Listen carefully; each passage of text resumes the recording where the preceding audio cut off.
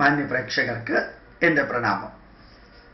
കഴിഞ്ഞ 2 ദിവസമായിട്ട്, രണ്ടാഴ്ചയായിട്ട് പത്രമാധ്യമങ്ങളിൽ നിറഞ്ഞിരിക്കുന്ന 2 കാര്യങ്ങൾ ഒരുമിച്ച് പറയും. ഒന്ന്, കേരളത്തില് ഇന്നത്തെ ചർച്ച, ബോക്സ് വാർത്തകളായിട്ട് വരുന്ന ചർച്ചകൾ മുഴുവൻ പട്ടിയെ കുറിച്ചിട്ടാണ്, പട്ടി കടിക്കുന്നതിനെ കുറിച്ചിട്ടാണ്. ഭാരതത്തിലെ മറ്റ് സംസ്ഥാനങ്ങളെല്ലാം ഇൻഡസ്ട്രിയൽ ഡെവലപ്മെൻറ്റും എക്കണോമിക്കൽ ഡെവലപ്മെൻറ്റും സ്റ്റാർട്ടപ്പും ഡിജിറ്റൽ ഇന്ത്യയും മറ്റും എല്ലാം ചർച്ച ചെയ്ത് എത്ര ഫോറിൻ ഇൻവെസ്റ്റ്മെൻറ്റ് വന്നു, എത്ര ഇൻഡസ്ട്രി വന്നു, എത്ര സൗകര്യങ്ങൾ കിട്ടി, ഇതിനെക്കുറിച്ച് ചർച്ച ചെയ്തുകൊണ്ടിരിക്കുമ്പോൾ തനി നാറിയ കേരള ഭരണകൂടത്തിലെ വ്യക്തികൾ എല്ലാവരും അവര് പട്ടികളെക്കുറിച്ചുള്ള ചർച്ചയാണ്. പട്ടിയെ കൊല്ലുന്നതിനെക്കുറിച്ച് 22 ലക്ഷം പശുക്കളെ തിന്നാൻ വേണ്ടി കൊല്ലുന്ന സമയത്ത് അതിനെ നരകയാതന അനുഭവിപ്പിക്കുന്നതിനെക്കുറിച്ച് ഒരു ചർച്ചയും ഇല്ല. ആരോ ഒരാള് ഈ ഫേസ്ബുക്കിൽ എഴുതിയ മാതിരി എല്ലാത്തിനെയും തിന്നാവുന്ന കേരളീയർക്ക് ഒച്ചിനെ തിന്നാം, പൂമ്പാറ്റയെ തിന്നാം, പാറ്റയെ തിന്നാം, അതുപോലെ തന്നെ തവളയുടെ കാല് തിന്നാം, മണ്ണിരയെ തിന്നാം, പുഴുവിനെ തിന്നാം, എല്ലാത്തിനെയും തിന്നാനായിട്ട് മുമ്പോട്ട് വരുന്ന കേരളീയർക്ക് പേവിഷബാധ ഇല്ല എന്ന് മൃഗ ഡോക്ടർ, വെറ്റിനറി ഡോക്ടർ സർട്ടിഫൈ ചെയ്താൽ ഈ പട്ടിയെയും തിന്നൂടെ? മുയലിനെ തിന്നാറുണ്ട്, എല്ലാ വവ്വാലിനെ തിന്നുന്നവരുണ്ട്. അപ്പോൾ പിന്നെ ഈ പട്ടിയെയും തിന്നൂടെ? അങ്ങനെയാണെങ്കിൽ മനുഷ്യന് സ്വസ്ഥത കിട്ടുമല്ലോ. ഇത് മന്ത്രിമാർക്ക് ചർച്ച ചെയ്യാനുള്ള ഒരു സംസ്ഥാനത്തിലെ മന്ത്രിമാരുടെ ചർച്ചാ വിഷയമാണ്. അവരുടെ സ്വഭാവവും അവരുടെ കയ്യിലിരിപ്പും അവരെ മറ്റുള്ളവരെ വിളിക്കുന്ന പേരും കൂടി ചേർത്ത പട്ടി പ്രശ്നം. ആ പട്ടിയെ കൊല്ലാൻ പാടില്ല എന്ന് എത്രയോ കേന്ദ്ര ഗവൺമെന്റിന്റെ എത്രയോ നിയമങ്ങൾ സ്റ്റേറ്റ് ലംഘിക്കുന്നു. ആ കോടതി നിയമമുണ്ട് മനുഷ്യന് പ്രശ്നം ഉണ്ടാക്കുന്ന നായ്ക്കളെ കൊല്ലാമെന്ന്. മനുഷ്യന് പ്രശ്നം ഉണ്ടാക്കുന്ന നായ്ക്കളാണോ ഇല്ലയോ എന്ന് പട്ടിയുമായിട്ട് ഇന്റർവ്യൂ നടത്തിയിട്ടാണോ തീരുമാനിക്കുന്നത്? എത്ര പത്രങ്ങളിൽ എത്ര ദിവസമായിട്ടാണ് ഈ വാർത്ത വരുന്നത്? പട്ടി കടിച്ചവരുടെ എണ്ണവും ഫോട്ടോയും ആണ് ബോക്സിൽ എല്ലാ ദിവസവും മാതൃഭൂമിയിലും മനോരമയിലും ഒക്കെ വരുന്നത്. എന്നിട്ടും ഈ മന്ത്രിമാർക്ക് യാതൊരു വിധത്തിലുള്ള നാണോ ഇല്ല.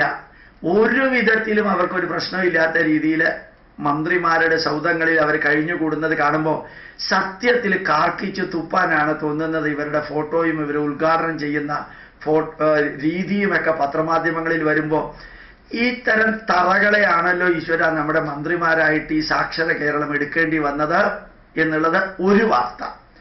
വേറൊന്ന് പറയേണ്ടി വന്നത്, ചില മന്ത്രിമാര് തനി മാനസിക രോഗികളെ പോലെ പെരുമാറുക. ഈ കേരളത്തിന് മാത്രം ഇങ്ങനെ ഇന്നലെ നല്ല രീതിയിലൊരു വാർത്തയുണ്ടായിരുന്നു. ഗോഡ്സ് ഓൺ കൺട്രി എന്നുള്ളതിന് ഡോഗ്സ് ഓൺ കൺട്രി. അത് നേരത്തെ പറഞ്ഞതിൻ്റെ ബാക്കി. ഇത് വേറൊന്ന്, നിലവിളക്ക് കൊളുത്തരുത്, മതചിഹ്നം കൊളുത്തരുത്. ശരിക്ക് പേരൂർക്കട മെന്റൽ ഹോസ്പിറ്റലിൽ കയറ്റി 1 വർഷം ട്രീറ്റ് ചെയ്യേണ്ട മന്ത്രിമാരാണ് പേളകിയ മാതിരി പട്ടികളെ പോലെ സദസ്സിൽ കയറിയിട്ട് ഓരോന്നും വിളിച്ചു പറയുന്നത്. ഇവിടുത്തെ മതത്തിന്റെ ചിഹ്നവും ഇവിടുത്തെ ആത്മീയതയുടെ ചിഹ്നവും ഇല്ലാതെ ഇവിടുത്തെ സ്കൂളുകളിലെ കലാമേള അവതരിപ്പിക്കാൻ പറ്റുമോ? ഇവിടുത്തെ കഥകളിയും ഇവിടുത്തെ ചെണ്ടയും ഇവിടുത്തെ പഞ്ചവാദ്യവും ഇവിടുത്തെ വിളക്കും ഇല്ലാതെ ഈ ഓരോ മന്ത്രിമാരെ കയ്യടിക്ക് വേണ്ടിയിട്ട് മാനസിക രോഗികളെ എല്ലാം പിണറായി വിജയൻ മന്ത്രിയാക്കിയിട്ട് കസേരയിലിരുത്തി അവരുടെ കീഴെ പ്രവർത്തിക്കുന്ന ഉദ്യോഗസ്ഥന്മാർക്കും IAS-കാരുടെയും ഗതികേട്. ഇനി ഒരു 10 ജന്മം ഉണ്ടെങ്കിൽ ഇതേപോലെയുള്ള ദരിദ്രവാസി മന്ത്രിമാരുടെ കീഴിൽ പ്രവർത്തിക്കേണ്ടി വരരുതേ ഈശ്വര എന്ന് പ്രാർത്ഥിക്കേണ്ടി വരുന്നത്. തനി മാനസിക രോഗികൾ. ഭാര്യമാര് ഡോക്ടർമാരാണ്, അല്ലെങ്കിൽ വീട്ടിലെ തറവാട്ടിലെ പൈസ ഉണ്ടെന്ന് പറഞ്ഞുകൊണ്ടൊന്നും കാര്യമില്ല. അവനവന്റെ മാനസിക രോഗം ട്രീറ്റ് ചെയ്ത് മാറ്റാതെ നിങ്ങളെയൊക്കെ പിടിച്ച് മന്ത്രിയാക്കുമ്പോൾ സംഭവിക്കുന്നതാണ് ഇന്ന് കേരളം അനുഭവിക്കുന്നത്. ശരിക്കും ശ്രീ പിണറായി വിജയൻ അധികാരമേറ്റെടുത്തിട്ട് 100 ദിവസം തികയാൻ പോകുന്നു. 94 ദിവസമായി. ഈ 94 ദിവസം കൊണ്ട് ഈ കേരളത്തിൽ എന്താ ചെയ്തത്? നരേന്ദ്രമോദി പ്രധാനമന്ത്രി ആയപ്പോ ആദ്യത്തെ 100 ദിവസത്തെ അച്ചീവ്മെന്റ് പത്രമാധ്യമങ്ങളിലൂടെ പ്രസിദ്ധീകരിച്ചതാണ്.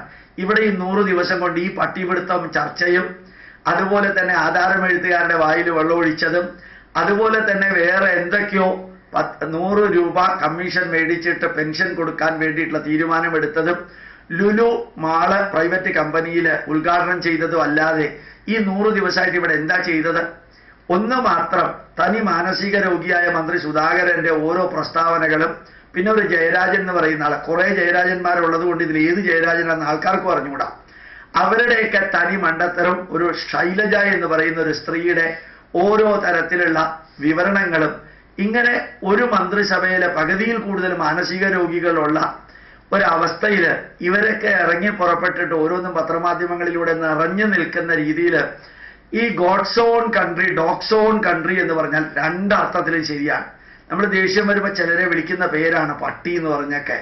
അതേപോലെ ആയിരിക്കുന്നു കേരളത്തിലെ ഭരണം എന്ന് അറിയാതെ പറഞ്ഞു പോകുന്നു. ഒരു കാര്യത്തിൽ അഭിമാനം തോന്നുന്നു, അല്ലെങ്കിൽ സന്തോഷം തോന്നുന്നു, അല്ലെങ്കിൽ സംതൃപ്തി തോന്നുന്നു, 3 വാക്കും പറഞ്ഞത് തെറ്റാണ്. അതും അറിയാം എനിക്ക്. ഫേസ്ബുക്കിലൂടെ ഈ മന്ത്രിമാർക്കെതിരെ പച്ചത്തെറി പറയുന്ന ആയിരക്കണക്കിന് വ്യക്തികൾ ഉണ്ടായി എന്നുള്ളത് അഭിമാനിക്കുന്ന ലെവലിലേക്ക് നമ്മൾ എത്തിയിരിക്കുന്നു.